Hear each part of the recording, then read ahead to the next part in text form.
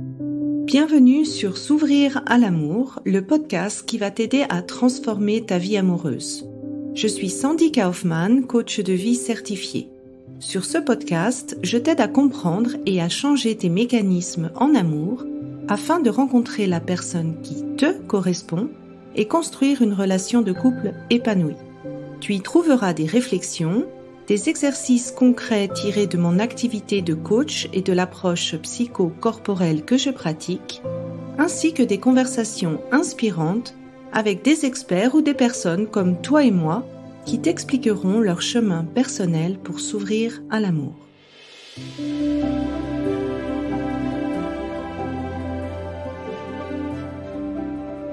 Tu écoutes l'épisode 43, les injonctions du célibat. Dans cet épisode, j'échange avec Charlotte du compte Instagram La Célibataire La Vraie sur les injonctions que les célibataires reçoivent et surtout, qu'est-ce que tu peux faire pour t'en distancer. Avant d'écouter l'épisode, c'est la dernière chance que tu as pour t'inscrire à mon workshop pour se remettre d'une rupture. Dans le workshop, il y a également une session en live où tu pourras me poser des questions et faire un travail sur comprendre et tirer les leçons de cette rupture. Je te mets les liens dans les notes de l'épisode et je te souhaite une bonne écoute. Bienvenue dans cet épisode de S'ouvrir à l'amour. Aujourd'hui, j'ai une invitée spéciale, Charlotte, du compte Instagram La Célibataire La Vraie. J'adore le compte Instagram de Charlotte parce que vraiment, elle partage beaucoup de choses sympas qui remontent le moral en tant que célibataire. Et son motto, c'est aussi un motto qui m'a beaucoup fait rire en fait, où elle dit que le célibat, c'est comme la vie. Parfois, c'est très cool et parfois, c'est très chiant. Alors, bienvenue Charlotte pour cet épisode du podcast. Merci d'être venue. Merci, avec plaisir. Peut-être explique pourquoi tu as créé ce compte finalement. Comment t'en es arrivée à vouloir créer ce compte? Alors, c'est arrivé puisque je me suis fait larguer un 3 janvier, un peu du jour au lendemain. J'étais avec quelqu'un qui s'est passé très, très bien, avec qui je me projetais. Voilà, la relation se passait très, très bien. Et donc, je me fais quitter pour plein de raisons. Enfin, plein de raisons. Voilà, classique, l'histoire de la vie, quoi. Et forcément, se passe plein de phases, les fameuses phases du deuil de la rupture. Et dans ces phases, j'ai besoin de me sentir moins seule et comprise dans plein de sujets qui sont justement notamment ces phases du deuil. Et je regarde des comptes Instagram en me disant, en cherchant en fait, un peu comme je trouvais des infos sur la sexualité, sur le féminisme, sur l'humour. Enfin voilà, je suivais plein de comptes et en fait je me suis dit je trouvais pas de compte en fait qui abordait ce sujet de manière un peu légère et humoristique. Et ma sœur me dit fais-le, ce qui paraissait un peu absurde parce que moi j'avais même pas de compte Instagram perso, hein. C'était pas du tout, je suis pas très réseaux sociaux à la base et ça germe un peu et en fait je me dis pourquoi pas. Et en fait ça faisait un peu comme une espèce de, parce que je me dis de toute façon au pire, je raconte mes affaires. Voilà, c'était vraiment l'histoire de moi, un peu comme une espèce de thérapie. Alors maintenant, avec le recul, je dis ça, mais sur le coup, c'était juste, j'avais envie de partager des choses. Et je commence comme ça, un peu à faire des petits posts avec ce qui me vient en tête, vraiment sans ni but d'être repartagé, ni but de... C'était vraiment un peu c'était très surtout pour moi. Et voilà, et du coup, ça a parlé à des gens. Et de fil en aiguille, aujourd'hui, j'aborde plein de sujets. Et c'est assez dingue parce que ça m'a apporter moi-même totalement un autre regard sur moi-même, mon célibat, quoi. Donc voilà, c'est arrivé par comme quoi les ruptures, ça peut apporter plein de bonnes choses. Exactement. Et en fait, cette connexion sociale, on la sous-estime aussi dans cette phase de rupture, mais ça aide vraiment aussi à prendre du recul par rapport à ce qui s'est passé, à relativiser et à voir que finalement, il y a, malgré des phases émotionnelles assez dures, il y a toujours un renouveau qui s'opère après, en fait. Exactement. Et le fait d'en parler avec des gens qui comprenaient. Après, j'étais déjà passée par plein de phases de rupture, mais là, c'est vrai que celle-ci était vraiment particulière parce que j'avais quasiment 32 ans, parce que quand on s'est séparés, tout le monde m'a dit « Oh là là, t'as 30 ans », enfin le fameux comment tu vas faire ?» J'avais l'impression que j'annonçais un cancer quand j'ai annoncé notre rupture, et il y avait vraiment eu ce décalage de la rupture passé 30 ans, quoi. Il y avait vraiment tout le monde, enfin vraiment mon entourage, beaucoup en ont fait mais de manière très inconsciente, hein, c'était pas du tout. Et de fait de pouvoir en parler de ce fameux, oh là là, t'es célibataire à passer 30 ans. Oui, bah, je te comprends. Moi, ma dernière rupture avant de rencontrer mon mari et d'avoir fait ce travail sur moi, c'était à 30 ans pile, où j'ai pris mes 2 bagages, je suis partie. Donc, moi, j'avais la blessure, l'homme me quittait pour une autre femme, donc j'avais découvert des appels téléphoniques. J'ai pris mes bagages à 30 ans, je suis allée dans une colocation. Et c'est vrai, tout mon entourage était super inquiet pour moi, comme si, bah voilà, après 30 ans, en tant que femme, c'est la catastrophe de se séparer. C'était le pire, voilà, c'était la pire chose qui puisse arriver. Non, mais il y a vraiment ce côté, c'est la pire chose qui puisse arriver. Et effectivement, quand ça nous arrive, bien sûr, tout le monde s'écroule et voilà, il y a plein de choses qui sont difficiles. Mais effectivement, le fait que l'entourage en remette une couche, mais encore une fois, je pense que c'est très inconscient. Hein, il y a plein de choses, mais comme si c'est la pire chose qui pouvait arriver. Et le fait d'en parler, effectivement, m'a fait me dire, bah, en fait, c'est dur, mais non, c'est pas la pire chose qui puisse arriver. Non. Oui, moi alors pour parler de mon cas, moi quand je suis partie dans une colocation. Tout le monde s'inquiétait, même mon père qui d'habitude disait rien, là même lui s'était inquiété. Et en fait pour moi, cette rupture-là, ça a été la rupture où je me suis dit, ok, là il faut vraiment que je travaille sur les choses que je répète en amour, parce que c'est vraiment une répétition. Et des fois, on a besoin de s'enfoncer dans certaines choses pour changer. Complètement. Et justement, bah le thème d'aujourd'hui, c'est les injonctions. Donc voilà, bon, on a parlé d'une première injonction, je pense, après la rupture après 30 ans. Toi, avec les personnes avec qui tu échanges dans la communauté, c'est quoi les injonctions, les remarques qui rendent cette vie de célibat qui, en soi, n'est pas un problème du tout, Complètement. mais qui met en fait une pression aux célibataires? C'est quoi qu'on te dit souvent? Alors, il y en a plein, très sincèrement. Et j'en les ai vraiment, moi, j'ai réalisé toutes ces injonctions depuis que j'ai créé ce compte et depuis que je prends de la hauteur justement sur tout ça. Et c'est vraiment une injonction que je remarque. Alors, il faut savoir que sur ma communauté, j'ai à peu près 90% de femmes et 10% d'hommes. Mais il y a quand même cette injection qui est quand même, je le constate autour de moi dans la vie et je le constate sur mon compte, il y a quand même une injection qui est quand même plus forte vis-à-vis des femmes. Parce que justement, depuis toute petite, on nous apprend que le couple, c'est un objectif de vie, c'est ce qui va nous épanouir, c'est ce qui va nous rendre heureuses, que si on n'est pas à deux, eh ben, on a moins de valeur. Et tout ça se ressent. Et en fait, on se rend pas compte, hein, mais c'est vraiment des injonctions c'est pas des injonctions, enfin, si, c'est vraiment très indirect, je dirais, parce que ça vient de dessins animés, ça vient des pubs, ça vient des séries, ça vient des films, ça vient des livres, ça vient de plein de choses, ça vient même de la société qui est encore très faite sur plein de choses pour le couple. Et le fait que justement, on n'arrête pas de nous rabâcher depuis toujours que le couple est un objectif en soi, le problème, pour moi, c'est le fondement de pourquoi on subit son célibat. C'est parce qu'on se dit, en fait, on a loupé quelque chose, on n'est pas, il y a le fameux mythe de la moitié où, en fait, on n'est pas complet parce qu'il nous manque quelqu'un. En fait, vraiment, c'est très indirect. Alors, sur certaines personnes, c'est vraiment indirect parce qu'elles le ressentent sans le sentir parce que, voilà, la société, encore une fois, est faite sur il faut être deux, il faut être deux. Et après, de l'entourage, du coup, encore une fois, je pense que c'est vraiment très inconscient et j'en ai fait pareil des posts où j'ai réalisé typiquement, j'étais à un repas de famille et en fait, je parle de plein de choses de ma vie. Donc, j'ai ce compte, j'ai des projets, j'ai créé mon entreprise, j'ai acheté un appartement que j'ai retapé en entier. Et quand je parle de ces sujets-là, tout le monde est là, ok, c'est bien, voilà, on en discute. Mais à chaque réunion de famille, si je parle de relations amoureuses, mais alors là, voilà, il y a vraiment ce côté, c'est super, qu'est-ce qu'il fait? Enfin, je sens un engouement sur mes partenaires amoureux 1000 fois plus fort que des projets de vie qui sont beaucoup plus forts, épanouissants. Et je pense qu'encore une fois, je pense à cet exemple-là parce que je trouve qu'il est assez révélateur de l'importance en fait qu'on donne aux relations amoureuses, qui bien sûr sont hyper, c'est un gros pilier de nos vies l'amour. Hein. C'est plus que on en met. Enfin, voilà, c'est comme si enfin voilà, c'est vraiment le graal ultime, c'est l'objectif. Ah, c'est super. À chaque fois que je vais être en couple, il y a vraiment ce côté, ah, il est génial, il faut vraiment que tu le gardes. Hein, fais tout pour le garder.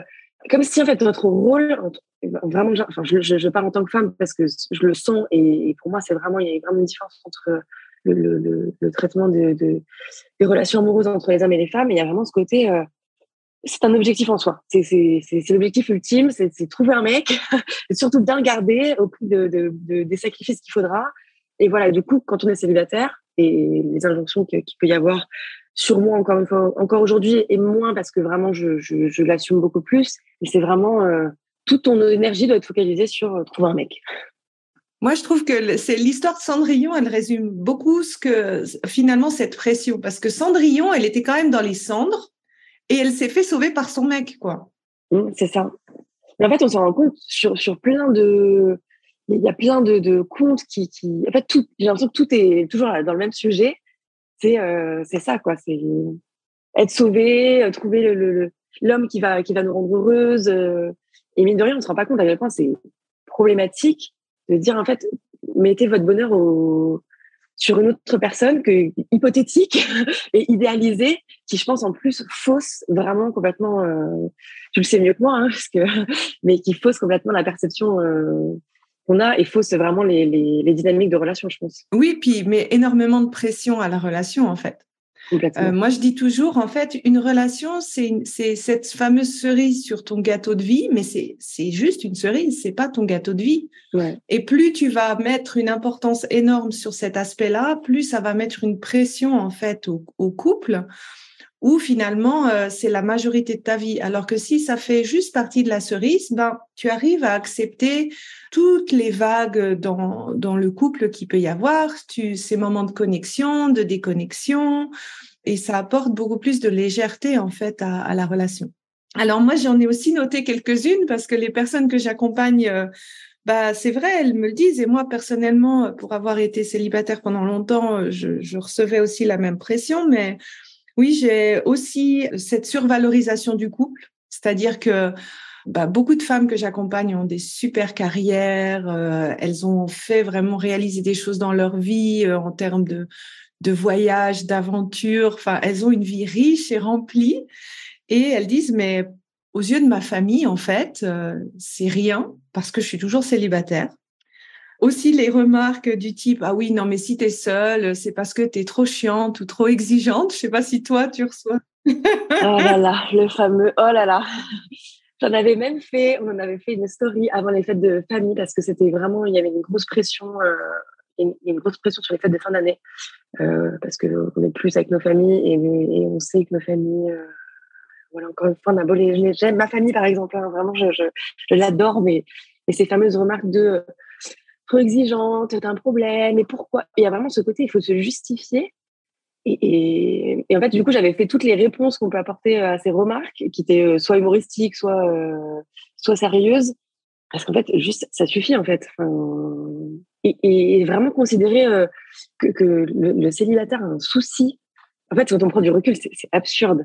Et en fait, vraiment, il y a ce côté, vous préférez vraiment que je sois avec quelqu'un pour être avec quelqu'un, ce qui est le cas de beaucoup de gens en plus, plutôt qu'être épanouie seule. Enfin, Oui, je vais d'ailleurs faire un épisode de podcast à ce sujet parce que je trouve que justement cette pression de fin d'année, ça donne presque pas envie des fois en tant que célibataire d'aller aux fêtes de famille. Ah, mais complètement. Et il y a vraiment des personnes qui m'avaient, et ça m'a marqué. Vraiment, il y a plein de personnes que ça enfin, par le traumatisme, mais vraiment que ça marquait, et effectivement, qui voulaient pas, qui avaient peur de ces repas, qui avaient peur, alors que ça devait être censé être un moment joyeux, etc. Parce que toutes ces remarques-là, quoi, et devoir justifier, mais pourquoi, soit justifier mes anciennes ruptures, pourquoi vous avez arrêté, mais il était bien, ou elle était bien, effectivement, mais c'est pas trop exigeant, c'est trop chiant, c'est trop ci, trop ça, mais non. Non.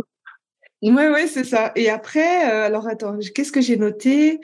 Bon, la fameuse horloge biologique, ça, on l'a pas cité, mais c'est quand même une injonction, surtout qui pèse au niveau des femmes.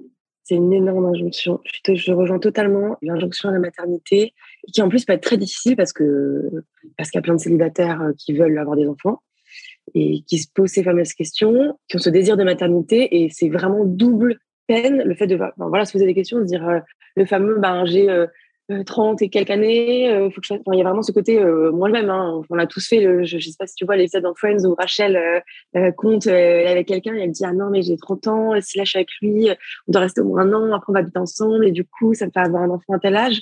Et en fait je pense qu'on est beaucoup à se l'être posé, et le fait d'avoir en plus l'entourage, et je dis l'entourage, ça peut être la famille, mais ça peut être plein de choses au quotidien. Moi, le nombre de fois où il y a des gens qui m'ont fait la remarque, ah, mais à votre âge, vous n'avez pas d'enfant, je reçois des pubs sponsorisées de tests de grossesse. Enfin, voilà, il y a plein de vraiment très souvent, on me rappelle, là, comment c'est la maternité? Alors que bien sûr, on se la pose.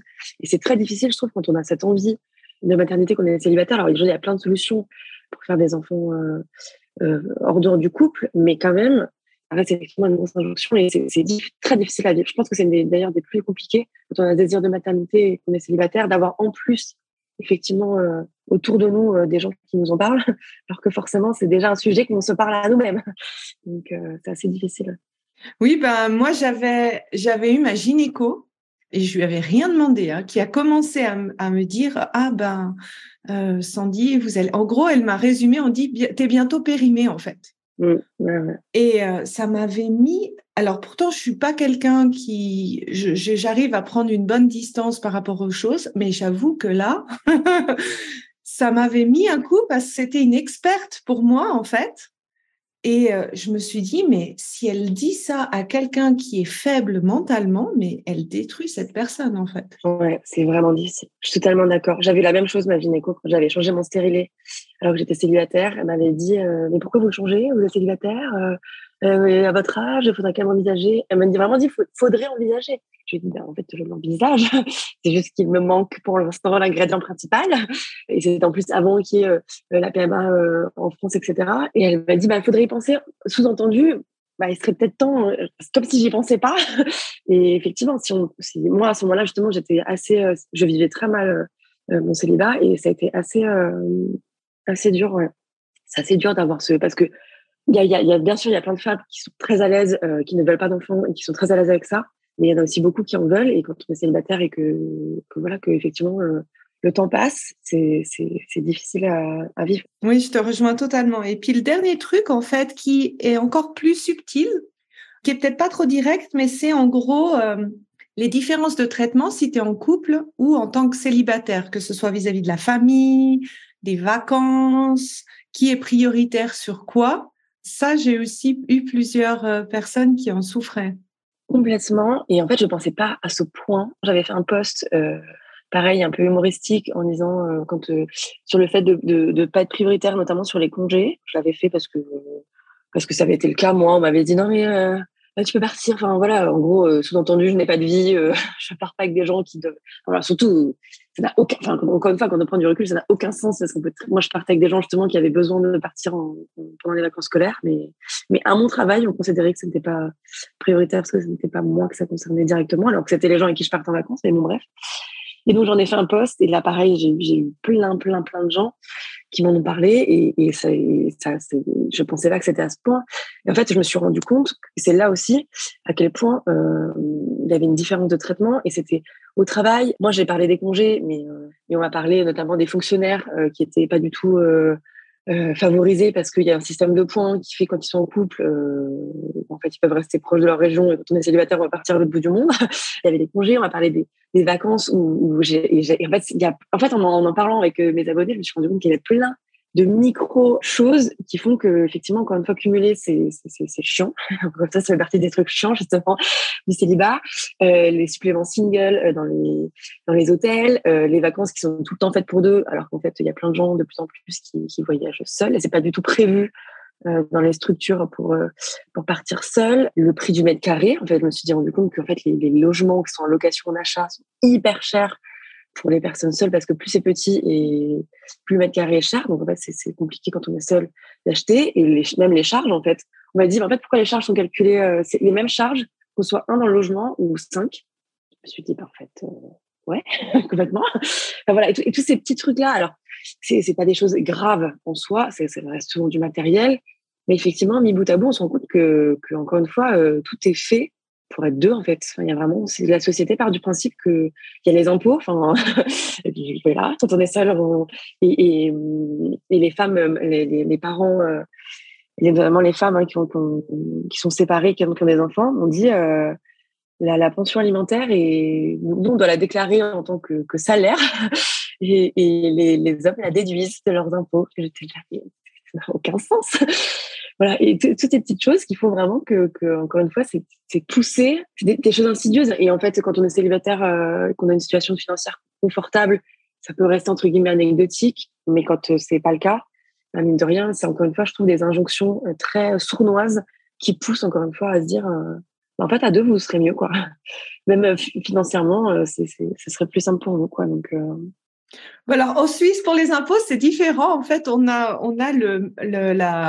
doit payer plus si on est marié, en fait, en termes ah d'impôts. ouais, mais la Suisse ne serait-elle pas le grade des célibataires? Ah ouais, Voilà. ben voilà, prenons exemple encore une fois. Mais oui, et en fait, c'est même celle que tu viens d'énoncer, il y a certaines d'entre elles, j'y avais même pas pensé, mais c'est vrai que si tu réfléchis, c'est une forme d'injustice entre célibataire, pas célibataire, en fait.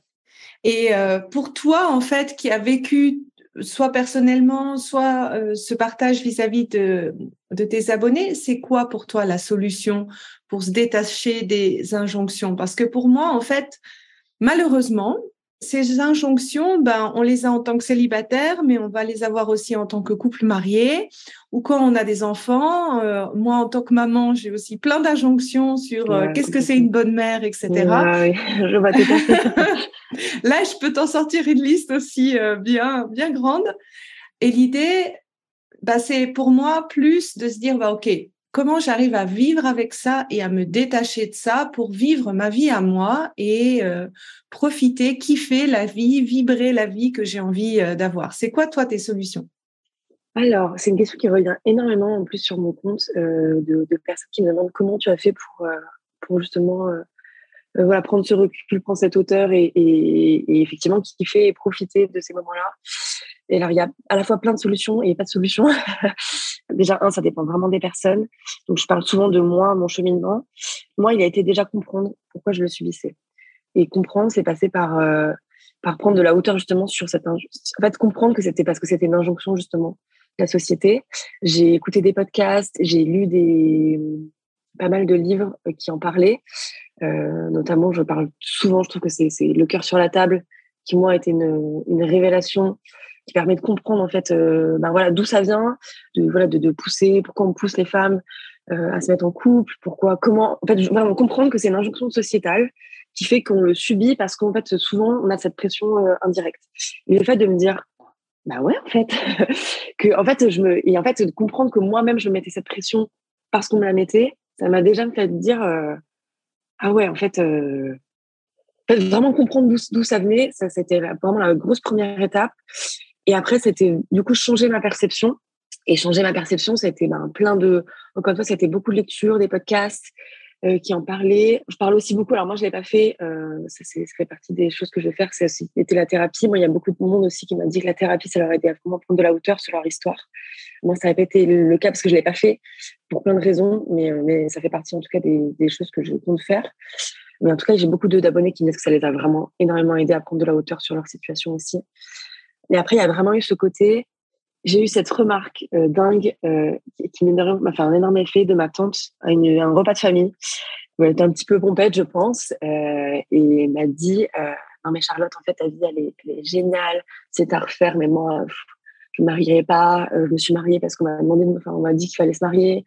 Elle m'a dit franchement, t'as trop raison, tu fais plein de choses, tu voyages, tu profites, t'as plein d'amants, t'as plein d'histoires, tu fais plein de choses au niveau boulot. Et en fait, vraiment, c'est peut-être con, hein, mais en fait, elle m'a dit ça, et je me suis dit, ah, c'est vrai, en fait. Et c'est dingue comme j'avais pas du tout ce regard sur ma vie, parce que toujours, je me disais, ma vie, voilà, il manquait quelque chose. Et en fait, je me suis rendu compte qu'en fait, il manquait rien. Enfin, il manquait rien. Bien sûr que j'adore, encore une fois, moi, je dis toujours, je pousse pas, je suis pas une militante du célibat en disant c'est mieux qu'être en couple. Le couple, c'est génial et ça apporte plein de choses aussi. En fait, je me disais, en fait, ouais, ma vie est aussi très bien sans, quoi. Et vraiment changer ma perception mais ma vie aussi est des fois très chiante, hein. Il y a plein de hauts et des bas et je Mais dis en pas non plus couple, que... ça sera toujours aussi la même chose. Et Tu c'est vois, c'est exactement toujours ça. 50-50 la vie. C'est pour ça que j'aime beaucoup ton motto. Bah, des fois, c'est cool, des fois, c'est très chiant. Et ça, tu peux le dire au célibat et tu peux le dire en phase de couple. C'est exactement ça. Et il y a aussi ce côté, et c'est un très bon point, je rebondis sur ce que tu dis, le côté idéaliser la relation de couple. Pour moi, et vraiment, je me suis rendu compte que j'avais Et c'est une injonction, encore une fois. Je pense encore une fois, on a des paillettes sur l'amour sentimental, va apporter plein de choses, va te compléter, va te. Alors que non, en fait, les problèmes qu'on a, ils sont toujours là en couple et souvent, ils sont encore même pires parce qu'en fait, ça fait ressortir aussi plein de choses.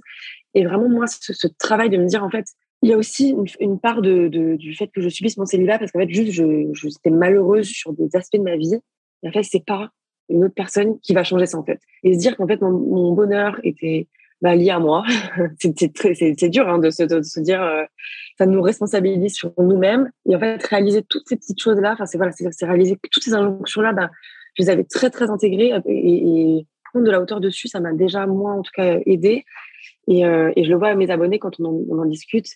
Souvent, c'est ça. C'est vraiment réaliser pourquoi elles vivaient mal. Est-ce que c'était leur histoire personnelle? Est-ce que c'était des problèmes qu'elles avaient elles-mêmes? Est-ce que c'était les...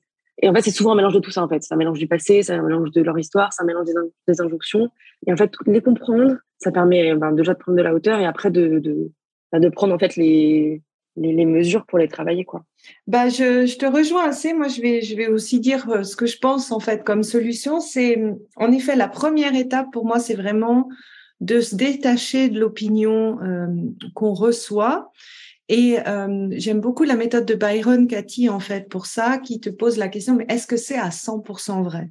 Donc, si je reprends, on va prendre l'horloge biologique, hein, qui est l'injonction presque la plus typique.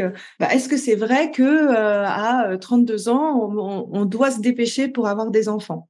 Non, c'est pas 100% vrai parce qu'on voit de plus en plus de personnes qui peuvent avoir des enfants à 40, à 50 et beaucoup plus tard. Donc, vraiment de prendre cette distance, c'est ce que tu as dit quand tu as écouté le podcast, d'avoir d'autres opinions, d'avoir d'autres points de vue, ça aide en fait à se détacher de cette opinion puis à se dire ah oui, mais c'est pas la seule opinion possible, c'est pas la seule réalité possible.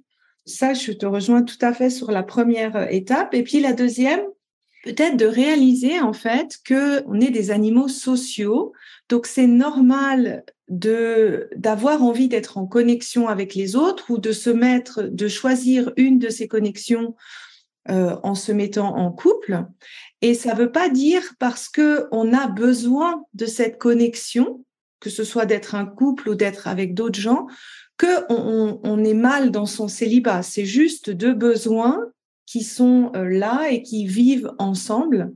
Je trouve que ça aide aussi d'arriver à comprendre que oui, c'est normal d'avoir peut-être envie d'être en couple, envie d'être en connexion avec les autres, mais ça veut en aucun cas dire que notre vie de célibataire, elle est mal, en fait. C'est un besoin naturel qui coexiste. Et puis, ce que tu dis, le troisième point, moi, je l'avais noté, c'est un petit peu que cette vie de célibataire, elle te prépare aussi au moment où tu vas être en couple. Parce que, comme tu as dit, ce côté idéalisation de la vie de couple, quand tu rencontres ton partenaire, ta vie, elle va pas dramatiquement changer. Il y aura des moments, ça sera encore du 50-50.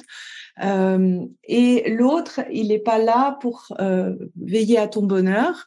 Et donc, le fait de comprendre en fait comment toi tu fonctionnes, qu'est-ce qui te rend heureuse, qu'est-ce qui te rend malheureuse, qu'est-ce que tu as besoin pour ton équilibre personnel, comment tu fais quand toi tu vas mal, etc. Ça, c'est des mécanismes de toute façon que tu dois apprendre parce que quand tu es à deux, c'est pas à l'autre de le faire. Et je dirais même encore plus, quand tu es à deux, il y a des fois des moments où quand tu as une crise ou quand tu as une dispute, tu as besoin d'avoir un toit qui est relativement fort pour justement être capable d'arriver à prendre de la distance par rapport à ce qui se passe dans le couple et à te dire qu'est-ce que moi je veux et à te repositionner pour que le couple puisse avancer. Ouais, complètement. Et donc, je trouve que ça, on peut pas l'échapper en fait. Ouais, et je pense, non, mais complètement, et je te rejoins vraiment sur le fait que quand on est bien, enfin, c'est un peu cliché, je l'entends souvent, mais pour moi, c'est vraiment vrai, quand on est bien seul, on est vraiment mieux à deux, en fait. Parce que le fait de effectivement reposer tellement de choses sur une autre personne crée souvent des relations compliquées, voire malsaines, parce qu'il y a vite de la dépendance affective, il peut y avoir une forme de pression et souvent ça biaise vraiment les relations et moi-même enfin je dis ça parce que je l'ai vécu, notamment la fameuse rupture qui m'a poussée à ce compte. Maintenant je me rends compte que je pense que je mettais énormément de pression indirecte à mon partenaire. Je lui faisais reposer beaucoup de choses. Je projetais beaucoup de choses. Et je pense que ça, c'est aussi, on en a discuté parce que du coup, je ne raconte pas ma vie non plus, mais on a repris contact plus tard et on a discuté. Et en fait, tous les deux, c'est dingue parce que justement, la période de célibat qu'on a eu après nous a fait prendre de la hauteur sur cette relation et on s'est rendu compte qu'on on avait mis beaucoup de pression sur cette relation et qui a aussi participé à sa fin. Et je te rejoins totalement sur le fait que quand on travaille tout ça seul, la relation derrière, elle est beaucoup, la fameuse cerise sur le gâteau, je te rejoins, je trouve que c'est la meilleure image. Parce qu'effectivement, c'est ça, pour moi, c'est vraiment ce que doit être une relation, quoi. C'est que du plus, mais c'est pas les ingrédients principaux du gâteau. Si le gâteau est mal réalisé, la cerise, elle aura beau être très bonne, le gâteau sera mauvais, quoi. Donc, Oui, et dans le côté de l'indépendance, moi, je reprends toujours cet exemple de gâteau, mais je dis un couple heureux, c'est deux personnes indépendantes. Et quand tu es indépendant et que tu es bien dans tes baskets, en fait, tu as un gâteau solide et ta cerise, elle peut aller sur ces deux parts de gâteau. Si tu n'as pas ce toit qui est fort, en fait, ça affaiblit la longévité et l'harmonie du couple parce que on a besoin en fait d'avoir cette interaction. Il y a quand même des phases de dépendance saine, il y a des choses que tu peux pas faire sans l'autre et ça demande en fait d'arriver à se détacher de ce que tu vis dans le couple et de pas le prendre personnellement vis-à-vis de toi-même pour dire OK, alors comment on peut résoudre ça? Comment on peut arriver? C'est pas forcément un problème de moi ou de lui, c'est un problème d'interaction. Et c'est pour ça que c'est important d'avoir ce moi fort. Et plus tôt on s'y met, mieux c'est pour le couple, en fait. Et puis, le dernier point, c'est ce que, là, je te rejoins aussi totalement sur le côté de l'approche thérapeutique, parce que il y a des choses qui vont nous toucher plus que d'autres. Il y a des injonctions qui nous font un petit peu l'effet poignard dans le cœur. Moi, j'ai parlé de mon histoire de gynéco. Moi, c'est celui-là que je me rappelle vraiment bien.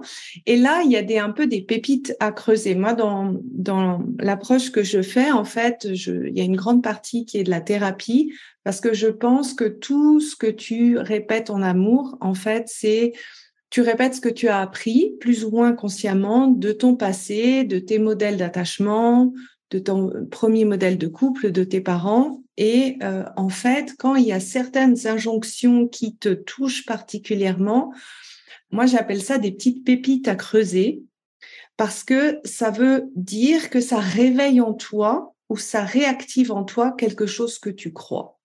Donc, si je prends l'exemple, si t'es seule, c'est parce que t'es trop chiante, trop exigeante. Si ça fait le coup de poignard, ça vaut la peine d'aller creuser. OK, est-ce que dans mon passé, j'ai déjà eu des personnes qui ont mis des conditions à ce que je dois être pour être aimée? Donc, je donne un exemple typique. Il faut que tu aies des bonnes notes à l'école, il faut que tu sois mince, il faut que tu sois ci ou sois ça. Et en creusant, en fait, ça va t'aider à comprendre tes propres croyances et à les changer pour avancer, toi, dans ta vie en général et aussi dans ta vie amoureuse. Complètement, je te rejoins complètement.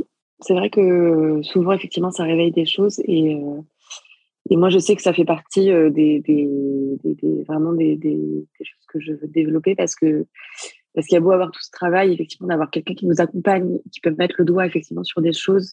C'est, en fait, vraiment la prise de recul de quelle manière elle soit. Enfin, elle peut être faite de plein de manières, mais d'avoir quelqu'un qui peut nous accompagner, justement, sur cette prise de recul sur nous-mêmes, ça peut changer beaucoup de choses, ouais. Oui, ça, tu peux le faire seul ou accompagné, mais je pense que c'est comprendre ton fonctionnement ou qu'est-ce que tu as, ta vision inconsciente de l'amour. En tout cas, moi, personnellement, ça m'a fait réaliser qu'il y avait beaucoup de choses sur l'amour que je n'avais pas consciemment décidé ou de ce que je pensais de l'amour, mais c'était beaucoup influencé de comment j'ai expérimenté et quelle a été ma perception personnelle de mes expériences passées. Alors, la dernière question que j'avais, c'était une citation pour les célibataires qui boostent le moral. Moi, je trouvais que la citation de ta tante était pas mal. Est-ce que tu en as une autre qui te vient en tête? Il y en a plein, je trouve, qui sont moi qui m'aident. En plus, j'adore les citations et je trouve que vraiment ça peut. Des fois, ça fait un peu des effets, voilà, qui changent vraiment tout. Moi, il y en a vraiment une que alors je sais plus de qui elle est. C'est la seule personne avec qui je vais la déformer, je vais être très mauvaise là, mais c'est en fait la seule personne avec qui on est toute notre vie, c'est nous-mêmes en fait, et avec qui on finit, et c'est important de encore une fois, je dis pas que être en couple ça apporte plein de belles choses, mais rarement on est en couple toute sa vie, on est avec la même personne toute sa vie, et des fois même la vie malheureusement fait que on perd cette personne, et donc vraiment prendre soin de soi, apprendre à être bien avec soi. C'est difficile, hein. Enfin, encore une fois, j'aime pas non plus cette injonction à dire il faut être hyper heureux et c'est ça qui va faire que il faut s'aimer à tout prix à 100%. Je sais pas s'il y a des gens qui s'aiment à 100%. Donc, je veux pas non plus rentrer non plus dans cette injonction, effectivement, soyez heureux et soyez très bien avec vous et soyez génial et aimez-vous. Mais quand même, si c'est vraiment retenir que effectivement, la seule personne avec qui on est sûr d'être, en tout cas, jusqu'à la fin, c'est nous-mêmes. Donc, c'est hyper important d'avoir ça en tête et de se dire, même s'il y a des personnes qui vont nous accompagner de manière amoureuse ou pas, parce qu'on n'en a pas parlé, mais il y a quand même, on dévalorise beaucoup aussi nos autres formes de relations affectives, mais même nos amis, même notre famille, dur à l'accepter, mais on ne sera pas toujours là, et donc vraiment, voilà, prendre soin de soi, travailler sur soi, comprendre plein de choses, hyper important. Donc voilà, j'ai pas du tout bien cité la citation. Je sais plus comment elle c'est, mais voilà, vraiment c'est. Non, mais je pense qu'on l'a reconnue. Moi, je la résume par le fait de dire, oui, la seule personne qui t'accompagne jusqu'à la fin, c'est toi. Donc, c'est important de cultiver la relation à toi-même. Et pourquoi je dis cultiver cette relation à soi-même? Parce que il n'y a pas cette injonction du bonheur parfait ou d'être parfait et d'arriver à tout. Dans une relation à soi-même, il y a des choses qui sont plus faciles, des choses qui sont plus difficiles, et c'est d'accepter finalement. Je pense que le travail de toute une vie, c'est d'accepter ses parts d'ombre et pas forcément vouloir les changer tout le temps. Et en privilégiant en fait cette relation vis-à-vis de toi-même, ça te donne une plus grande tolérance dans ta relation aussi aux autres, parce que tu es capable de l'appliquer à toi-même. Donc c'est beaucoup plus facile de l'appliquer aussi dans ta relation aux autres, que ce soit amical, que ce soit avec ta famille ou que ce soit avec ton partenaire, parce que je te rejoins tout à fait. Les autres relations sont tout aussi importantes que la relation amoureuse. Tu as beaucoup mieux résumé que moi. Vous voulez rebondir sur le fait que oui, on ne doit pas être parfait, tu sais, d'être en couple, c'est vrai, c'est quelque chose que j'entends beaucoup. Non, mais c'est exactement ça, ouais. Et je trouve que c'est vraiment illusoire, parce que justement, déjà, tu as un processus aussi de guérison qui peut arriver dans le couple sans forcément que tu sois dans la dépendance affective, mais ça te fait grandir comme toute relation finalement. Complètement. En tout cas, merci beaucoup Charlotte pour ton temps. J'ai adoré échanger avec toi, c'était super. Merci beaucoup. Avec plaisir. Et puis, allez voir le compte de Charlotte pour avoir J'adore tes mémés, moi, je rigole bien à chaque fois que je les lis. Donc voilà, allez voir son compte, ça va vous booster le moral. Et puis, j'espère en tout cas que cet épisode vous a boosté le moral aussi. J'espère aussi, avec grand plaisir. C'était hyper intéressant. Je pourrais en parler pendant encore des heures. Si tu apprécies ce podcast, la meilleure façon de m'encourager est de me laisser une revue sur Apple, Spotify ou de transmettre cet épisode à une personne de ton entourage. Et si tu es prête à t'ouvrir à l'amour et à transformer ta vie amoureuse, je t'invite à rejoindre mon programme de coaching S'ouvrir à l'amour ou de consulter mes programmes d'auto-coaching en ligne. Tous les détails se trouvent sur mon site sandykaufman.ch. Et n'oublie pas, il n'y a que tes peurs qui te séparent de l'amour.